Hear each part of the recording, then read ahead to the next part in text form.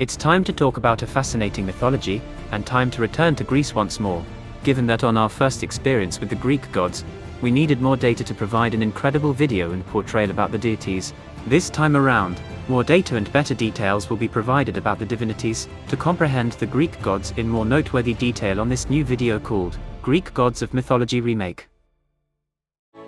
Zeus was the king of the ancient Greek gods, a mighty deity who presided over the fates of men and gods alike and meted out justice from his perch atop Mount Olympus. Known as Cloud Gatherer, Aegis Bearer, and simply Father, Zeus hurled lightning bolts at his foes, controlled the weather, and enforced order among the gods. For all his strength, Zeus's power knew limitations. While Zeus was chief among the gods, his authority over the pantheon never went unchallenged. He also had his share of flaws, such as his failure to rise above the violent passions and petty quarrels that troubled the other gods, as well as his tendency to meddle in mortal affairs. According to myth, Zeus was born the last of 6 children to the Titans, Cronus and Rhea.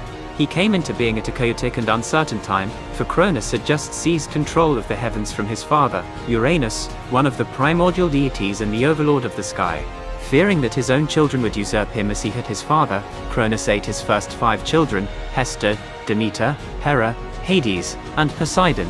Determined to save her next child, Rhea stole away while she was pregnant with her 6th child and delivered him on the island of Crete.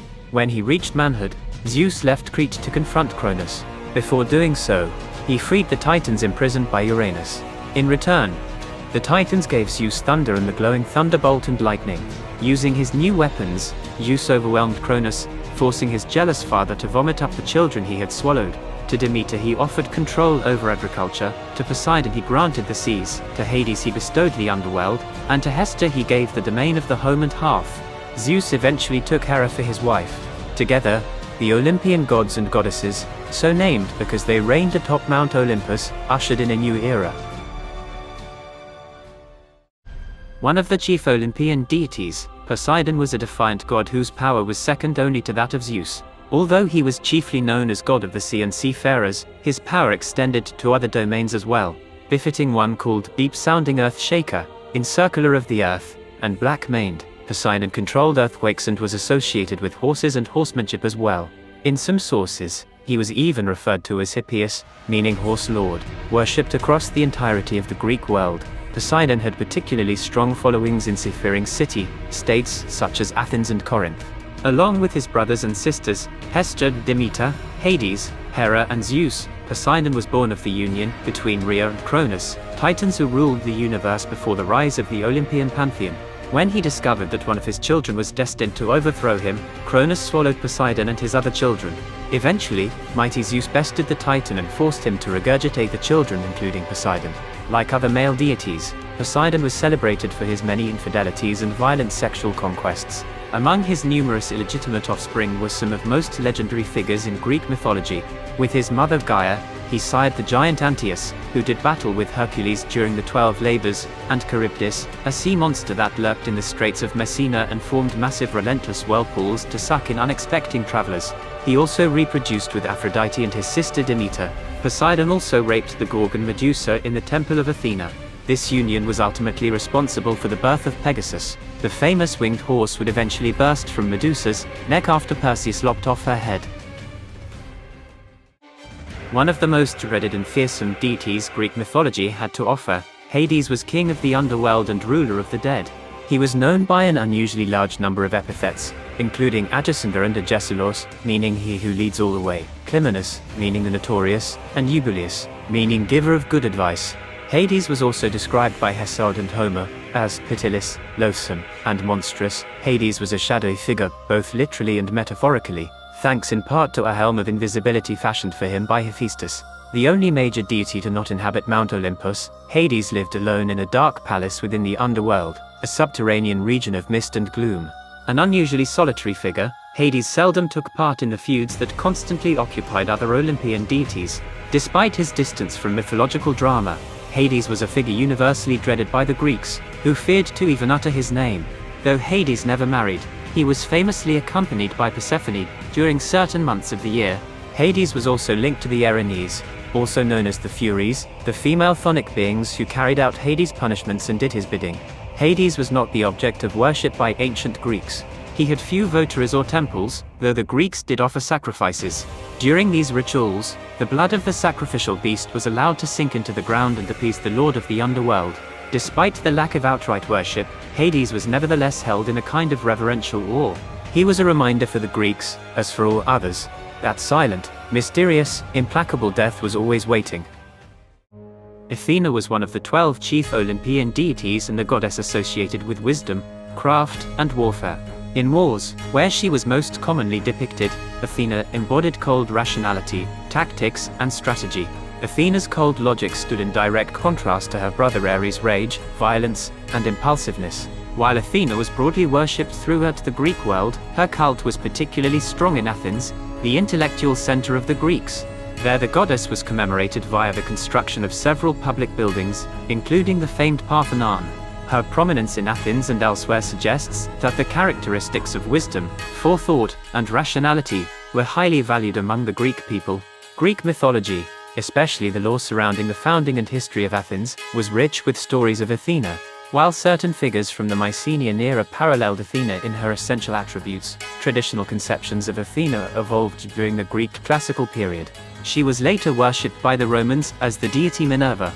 Her longevity among the Greeks and Hellenized peoples suggested that they greatly admired the qualities of wisdom, perspicuity, and forethought with which Athena was associated.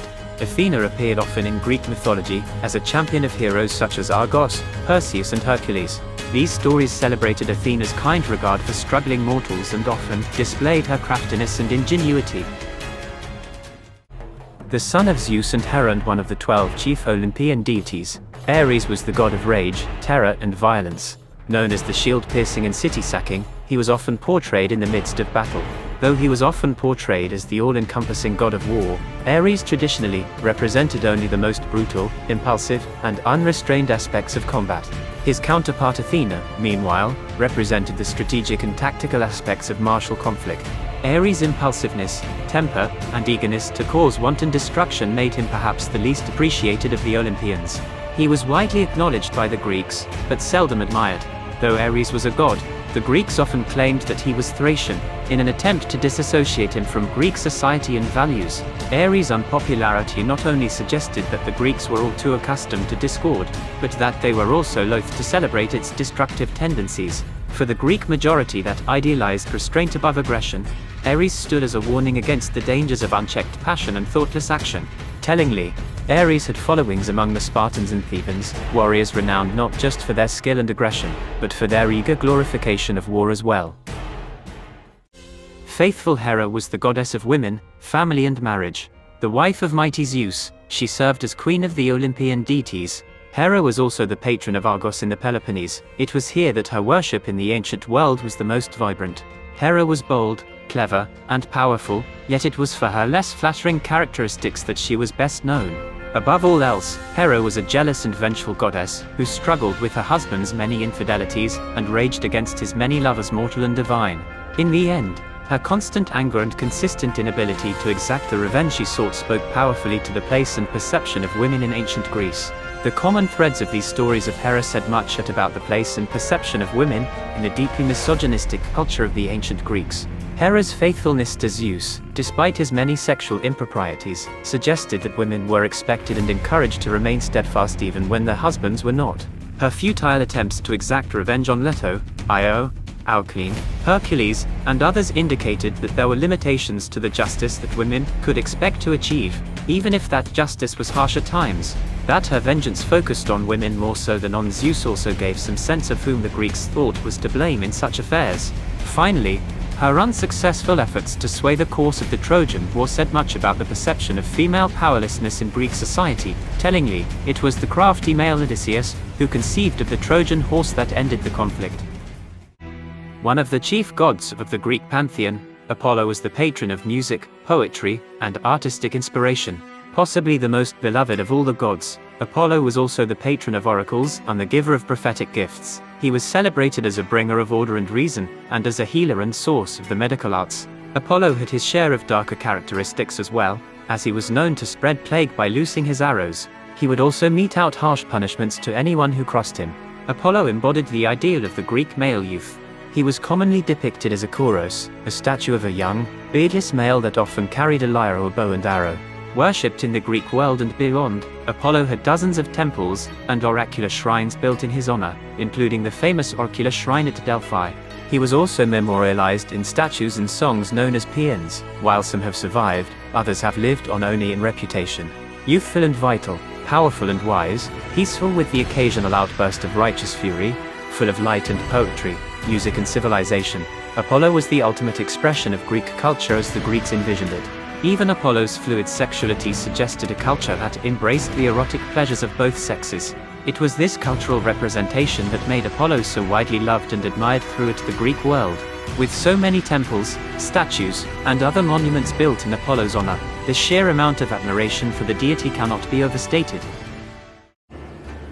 God of commerce and luck, patron of travelers, thieves, and merchants, and champion of athletes and athletic competitions, Hermes was a wily trickster who often put his own amusement over the interests of the gods. As herald and messenger of the gods, Hermes delivered the news, advice, and commands that maintained order and often sustained their fragile, tumultuous relationships. Hermes could also be unpredictable, however. Driven by impish designs and a fondness for sport, Hermes routinely tricked, lied, and in several well-known instances, stole from the gods. Like other trickster gods, Hermes tested norms, challenged conventions, and crossed boundaries. He was neither good nor evil, although he was capable of both. He instead chose to be the figure at the center of things, one who tilted chaotically in one direction, or the other according to him alone. Hence his ability to be the patron of both thieves and merchants. Hermes' oscillations between good and evil were mirrored by his ability to move among Olympus, the mortal world, and the underworld. For the ancient Greeks who worshipped him, Hermes represented the disorder and moral relativism they saw in the world. Hermes was born in secret in a dark cave on the slopes of Mount Cyllene in the Peloponnese. His mother Lia, a nymph and the eldest of the Pleiades, had retreated there in an attempt to avoid contact with the gods. Zeus found her despite her best efforts, and thus began a sexual relationship that culminated with the conception of Hermes. Bounteous Demeter was one of the chief Olympian deities and the goddess of fertility, particularly as it pertained to agriculture.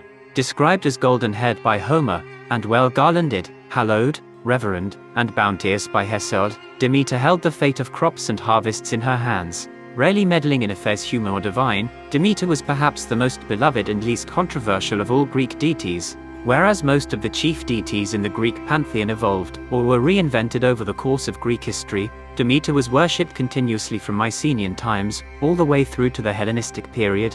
She was also the centerpiece of the Eleusinian Mysteries, annual rites performed by votaries of the cult of Demeter and Persephone. Her longevity spoke to the role of agriculture and the foundations of Greek wealth and power in the Mediterranean world. Though Hera was queen of the Olympian deities, and a figure closely associated with maternity and matrimony, Demeter was a more accurate embodiment of the loving, caring, and nurturing qualities of motherhood. Thus, the stories of her progeny formed the foundation of her mythology.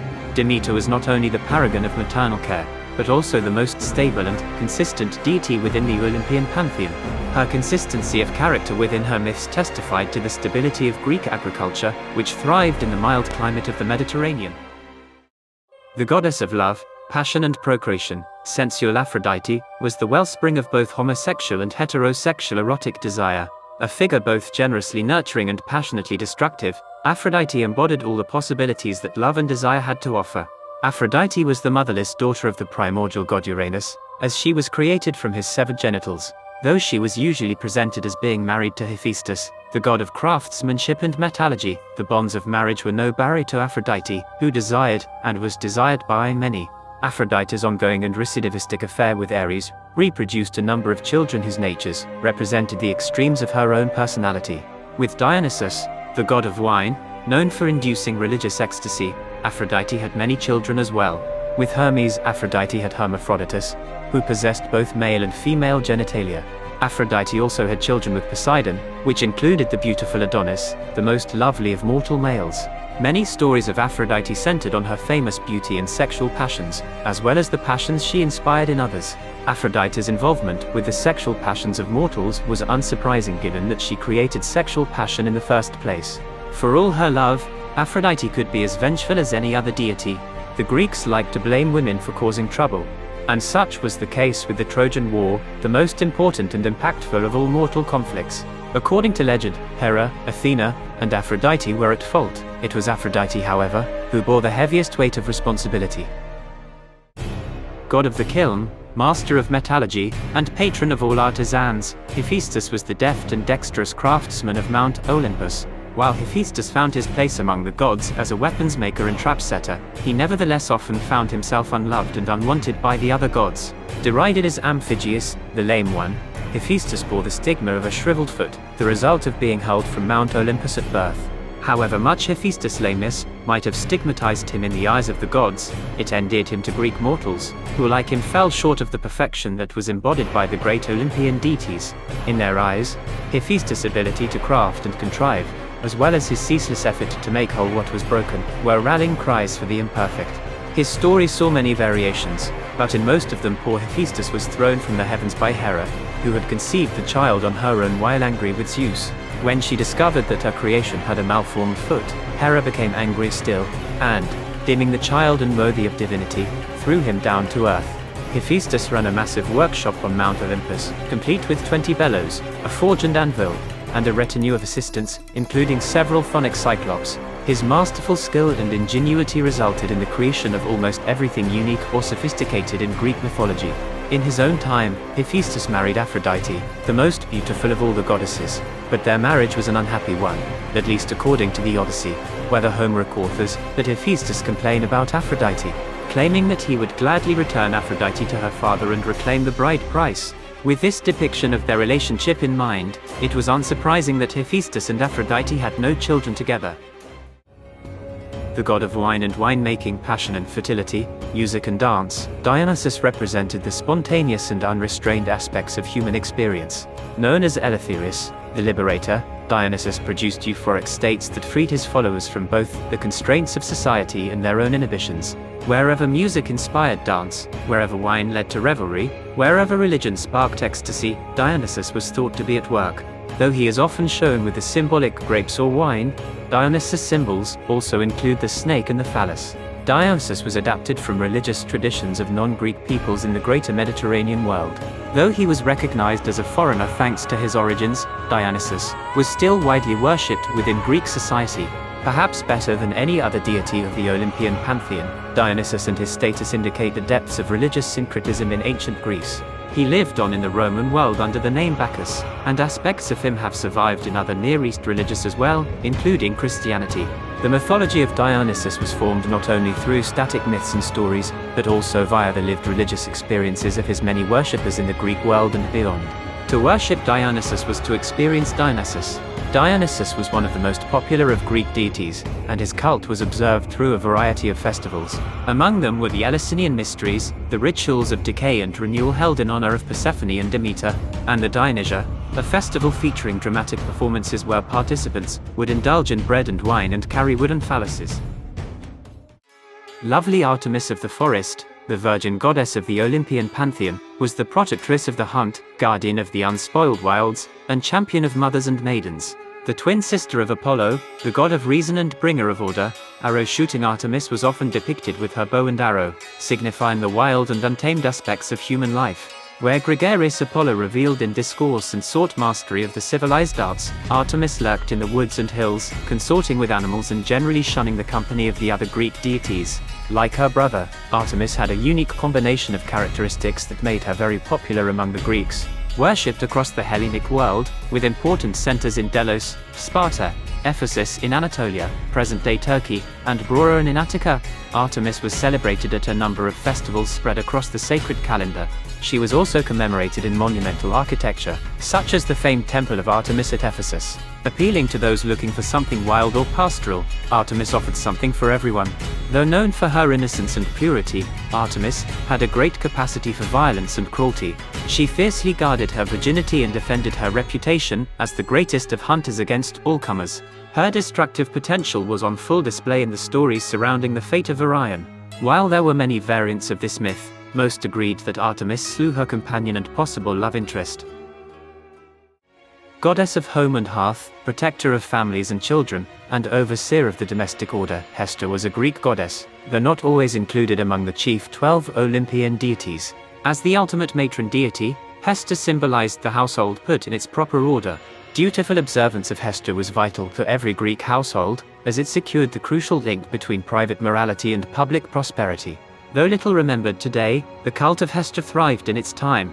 In the domestic sphere, observance of Hestia was organized by mothers and marked by the burning of a sacrificial animal, often the domestic pig. In the public sphere, communal fires symbolized Hestia's watchfulness, and the first and last drafts of every feast were quaffed in her honor. Hestia's domesticity in turn suggests much about what was expected of Greek mothers as the matrons of the household. Classical Greece was a deeply patriarchal society, where men enjoyed the rights and benefits of public life in the polis. Women, in contrast, were deprived of these rights and privileges and instead confined to the domestic sphere. Dutiful, obedient, and inconspicuous, Hestia embodied these Greek ideals of motherhood and womanhood throughout her mythology. Nyx was a primordial deity in Greek mythology, who preceded the Titans and the Olympians. She was not only the goddess, but also the personification of night, emerging at the dawn of creation, daughter to Chaos, the personification and god of air, as well as the sister to Erebus among others. In Roman mythology, Nyx is known as Nox, which in Latin means night. Nyx is very different from most goddesses, where some are either fully good, or fully evil. Nyx can be either helpful or harmful to mankind. She can bring either sleep or death, depending on the situation. All those who favor mischief and misdeeds are said to get along great with Nyx. Many stories of treachery involve the black-winged Nyx and her dark doings. A story says that during the Trojan War, it was Nyx who protected the spies and that she is with fugitives and thieves who escape or move about in the night doing evil deeds. She was an ancient deity, usually envisaged as the very substance of the night, a veil of dark mists drawn across the sky to obscure the light of ether. Her daughter Hera was her opposite, scattering the mists of night at dawn. In ancient art though, Nyx was depicted as a beautiful winged goddess, or charioteer, sometimes crowned with an aureole of dark mists. According to Hesiod, Nyx's home was in Tartarus, where she lives with her children Hypnos, the god of sleep, and Thanatos, the god of death.